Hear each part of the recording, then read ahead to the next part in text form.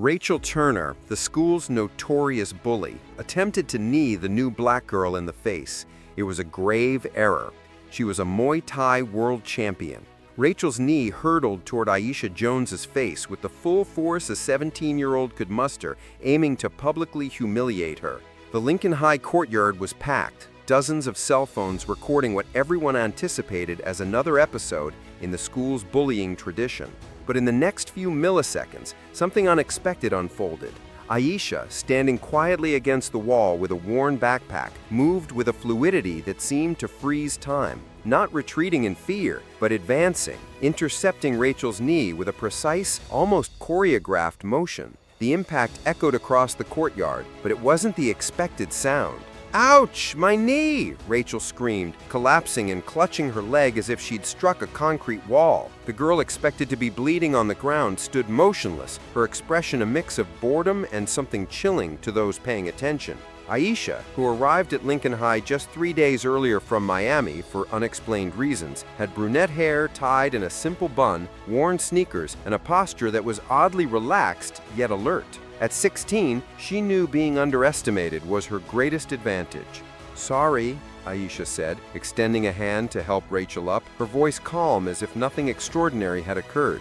"Automatic reflex. Are you okay?" Rachel angrily pushed the hand away, struggling to stand while processing the event. For 2 years, no student at Lincoln High had dared resist her taunts. As the mayor's daughter, cheerleading captain, and a figure with a reputation built on intimidation, this was unprecedented. "What did you do to me?" Rachel growled, limping slightly. The crowd whispered, phones capturing a different narrative than expected. Dylan Harris, Rachel's friend, an heir to a prominent local family, approached with a puffed chest. "Hey, new girl, you don't know who you're messing with. Rachel runs this school." Aisha tilted her head, studying him like a curious insect. Her dark eyes assessed Dylan, Rachel, the crowd, escape routes, and potential moves in seconds. "Got it," she replied, adjusting her backpack strap. "Nice meeting you guys." To everyone's shock, she walked toward the school entrance as if nothing had happened, her steps light and nearly silent, yet her presence parted the crowd unconsciously. Rachel, left in the courtyard, processed the pain in her leg as if she'd kicked steel. Worse were the stares and whispers. "Dude, her speed?" someone muttered. Rachel couldn't touch her. Who is she? For the first time in years, Rachel met someone unafraid. Watching Aisha vanish through the door, a troubling thought emerged. This quiet new girl wasn't what she seemed. The courtyard didn't know Aisha carried baggage that dwarfed school bullies. If you're enjoying this tale of an intimidation attempt, becoming Rachel's biggest mistake, subscribe to the channel, as what follows shows the quietest person in the room is often the one to fear. 2 hours later, in the school infirmary, Rachel sat with an ice pack on her knee, seething. The nurse suggested a hospital x-ray, but Rachel refused, admitting a girl injured her was too humiliating. "Mom, you need to do something about this girl," she said into her phone, voice thick with indignation. "She attacked me in front of everyone." On the other end, Elizabeth Bradley, the mayor's wife and school board president, sighed impatiently. "Rachel, honey, you're overreacting. It's a misunderstanding." "Misunderstanding? My knee is bruised and everyone filmed it like I'm the villain." Unbeknownst to Rachel, videos of the courtyard incident were circulating on school WhatsApp groups, not showing a bully dominating a newcomer, but Rachel falling after attacking a girl who didn't retaliate. Meanwhile, in the library, Aisha sat alone at a corner table, pretending to study while observing reactions. Students whispered and pointed, some curious, others with admiration or fear. "You're the new girl, right?" An Asian girl with glasses and a stack of books interrupted. "I'm Lisa Chen, school newspaper editor. Can I sit?" Aisha nodded, and Lisa sat. "So, everyone's talking about what happened with Rachel," Lisa said quietly, checking for eavesdroppers. "Know the mess you've caused?" "I didn't mean to cause a mess," Aisha replied calmly. "Just defended myself." Lisa chuckled. "Defended? You made Rachel look amateur. It's been ages since anyone stood up to her." "I didn't stand up to her. I just avoided getting hurt." "Well, Rachel doesn't take public humiliation lightly, and her parents have real town influence." Aisha closed her book, meeting Lisa's eyes. "What kind of influence?" "Her dad's been mayor for 10 years. Her mom runs the school board. Her boyfriend, Ethan Carter, is the sheriff's son. She's teenage royalty here." Aisha paused. processing. Then a small smile curved her lips. Noted. Well, Aisha, I'm serious. Rachel's had kids transferred for less. She can make your life hell. Thanks for the warning, Aisha said, standing and grabbing her backpack. I'll manage. Lisa watched Aisha cross the courtyard from the window. Her purposeful, calculated steps didn't fit a typical teen's profile. That afternoon, Rachel convened an emergency meeting at Daniel's Family Cafe, the elite youth's informal headquarters. Dylan Harris, Ethan Carter, her boyfriend of 2 years, and Sophia Lee, cheer vice captain, joined her. She disrespected me publicly, Rachel said, limping. Now nerds think I got beat up. Ethan, an 18-year-old blonde used to fixing issues with his father's influence, drummed the table. What's her full name? Dad can check. Aisha Jones, from Miami, 3 days ago. Miami, Sophia said, raising an eyebrow. Probably some urban violence refugee trying her luck in our quiet town. Dylan sneered. Wrong school to act tough. Exactly, Rachel agreed, eyes glinting. Tomorrow, I'll show her and everyone who runs Lincoln High. The next morning, Aisha arrived to find her image plastered on courtyard posters, edited from the previous day's videos to depict her as aggressive. Warning, violent new student, blared, with fabricated tales of Miami assaults. Students parted, whispering and pointing. This is defamation, Lisa murmured indignantly beside Aisha. They can't just make things up. Aisha eyed the posters calmly, her trademark. They can. Question is, how long? Meaning nothing, Aisha said, tearing off a poster and folding it neatly into her backpack, collecting evidence. Meanwhile, in the principal's office, Rachel sat comfortably in a leather chair, flanked by her parents and Ethan. Mayor Bradley, a decade in office, drummed his fingers on the desk, addressing Principal Thompson. I understand your concern, Mr. Bradley, Thompson said nervously, but we can't expel without concrete misconduct evidence. Evidence? Elizabeth Bradley laughed coldly. My daughter's bruised knee isn't enough? Ethan leaned forward with a polished smile inherited from his sheriff father. Mr. Thompson, we're offering a simple solution. She needs help our school can't provide. A transfer's best for all. Thompson recognized the elite's coded language. He'd seen families ousted for defying the powerful. Yet something troubled him. Let me talk to the girl first. Standard procedure. Of course, Rachel smirked venomously. Her violent nature will show soon. An hour later, Aisha sat in the same chair, her upright posture contrasting Rachel's sprawl. Hands clasped, eyes alert yet respectful, she listened as Thompson began cautiously. Aisha, there are concerns about your behavior yesterday. I see. Specifically? Her polite directness disarmed him. Rachel claims you assaulted her. Sir, I defended myself from an attempted assault. Multi-angle videos confirmed this. Thompson blinked. Teens usually screamed or cried. Aisha spoke like an adult.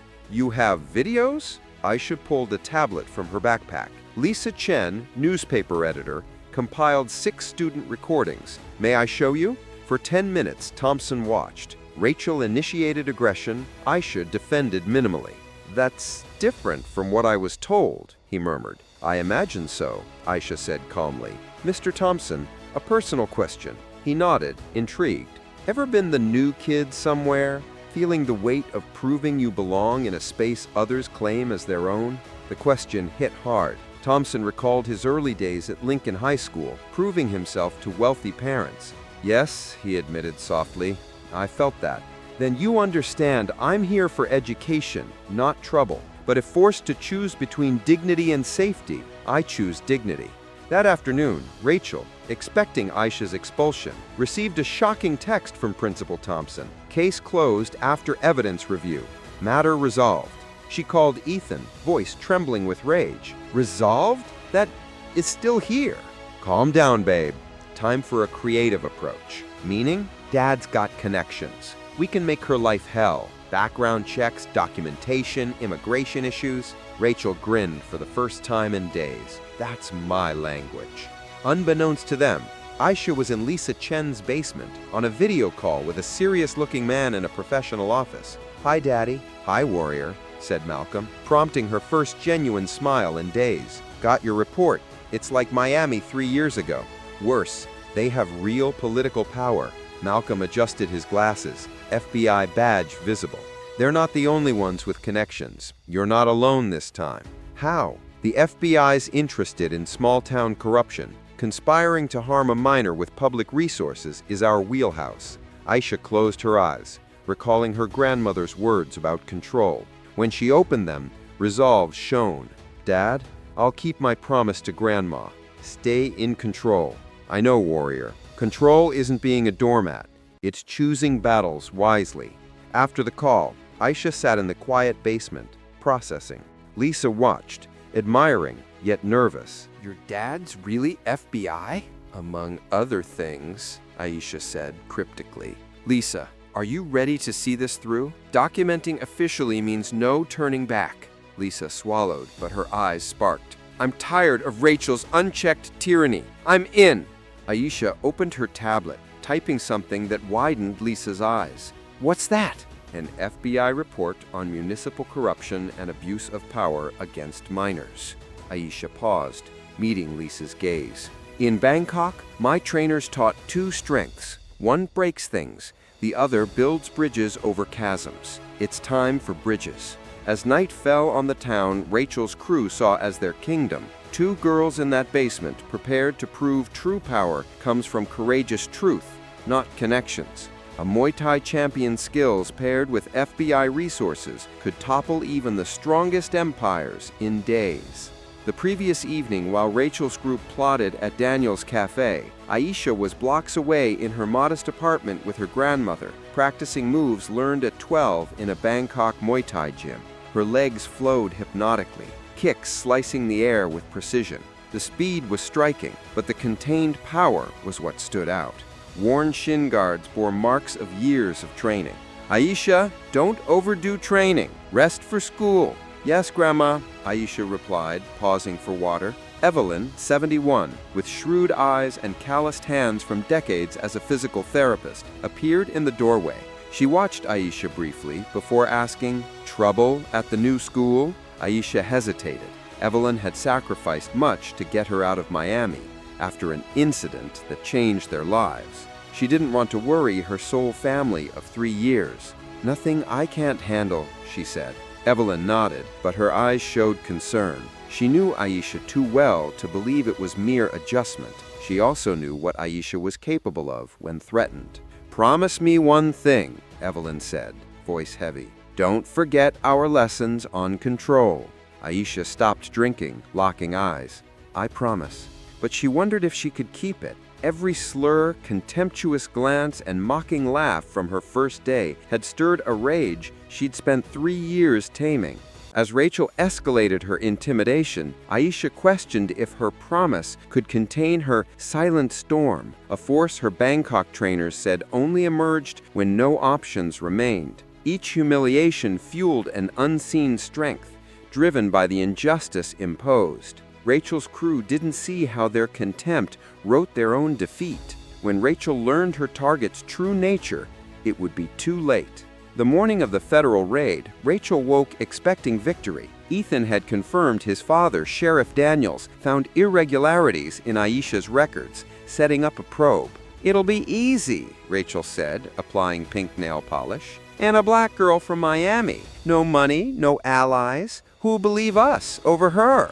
But at 7:30 a.m., she arrived at Lincoln High to see black federal SUVs, not local police, with men in suits commanding the courtyard. "What's happening?" she asked Sophia, who looked confused. "Some federal probe, I heard." In Principal Thompson's office, Malcolm Jones, FBI special agent, sat flanked by 2 colleagues, his badge gleaming.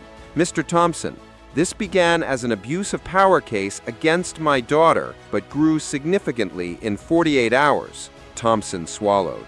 "Your daughter, Aisha Jones, targeted for expulsion with false claims." Ethan burst in, followed by Chief Deputy Michael Daniels. "What's this? Who are you?" Malcolm rose, imposing. "Special Agent Malcolm Jones, FBI. You must be Sheriff Daniels." Michael paled. "Agent Jones, a misunderstanding." "No, Sheriff, it's clear. Malcolm signaled an agent to project a tablet screen.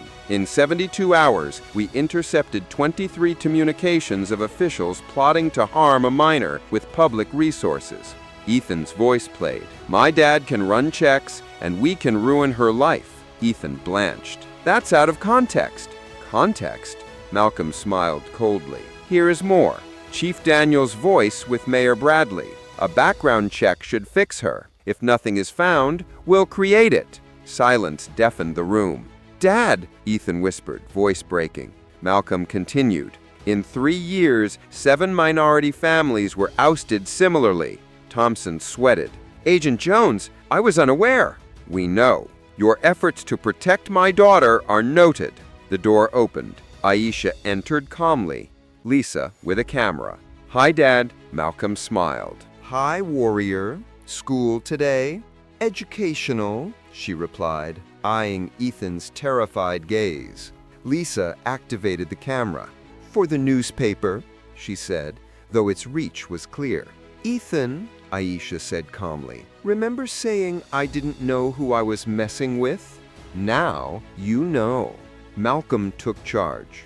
Deputy Daniels, you face charges of authority abuse, conspiracy, and document forgery. Ethan, juvenile court for the same.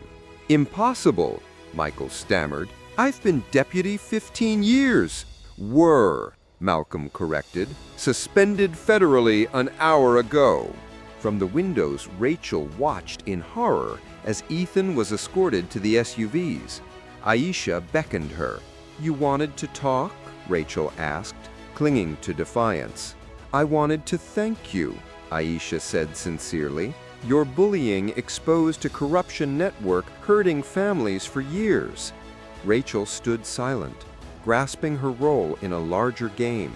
One question, Aisha continued. When you tried to knee me, what did you expect? I thought you were just another scared girl, Aisha smiled. In Bangkok, my coaches said Muay Thai's strongest technique isn't the hardest hit. It's knowing when not to hit. Not fighting back made it a teen brawl. Your escalation to corruption revealed the rot. Elizabeth Bradley rushed in. Rachel, your dad's arrested! The Turner empire crumbled in hours, sparked by underestimating a quiet girl. As federal sirens faded, Aisha stood in the courtyard. Lisa, filming, asked, Feelings? Aisha looked at the spot of Rachel's attack. Justice takes time, but arrives absolutely. The question wasn't Rachel's family's recovery, but a community's ability to rebuild trust after exposing deep corruption, masked as order.